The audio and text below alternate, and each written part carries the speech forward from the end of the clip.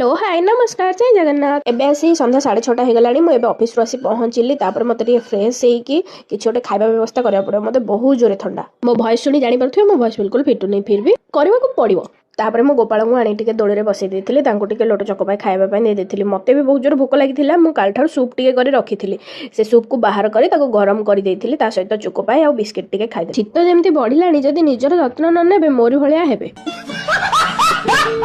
खरा दिन में जति कोल्ड ड्रिंक्स आइसक्रीम खाई से सब तो बाहर ना एकाथरे बाहर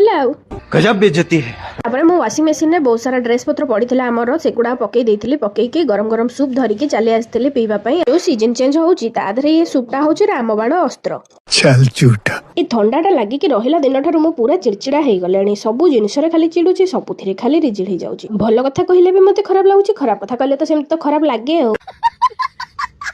ओ हेला वीडियो टी को लाइक करेबे चैनल टी को सब्सक्राइब करेबे हेला रहउची टाटा हेलो हाय नमस्कार जय जगन्नाथ एबे आसी संध्या 6:30 हो गलानी मु एबे ऑफिस रो आसी पहुंचली तापर मते टिके फ्रेश हेई कि किछ गोटे खाइबा व्यवस्था करिया पड़ो मते बहुत जोरे ठंडा मो वॉइस सुनी जानि परथि मो वॉइस बिल्कुल फिटु नै फिर भी करबा को पड़िबो तापर मु गोपाल को आनी टिके दोळे रे बसै देथिली तांको टिके लोटो चकोपाई खाइबा पई दे देथिली मते भी बहुत जोर भूख लागिथिला मु काल ठार सूप टिके करी रखिथिली से सूप को बाहर करी ताको गरम करी देथिली ता सहित चकोपाई आ बिस्किट टिके खाइ शीत जेमति बढ़िलानी जदी निजर जत्न न नेबे मोरी भलिया हेबे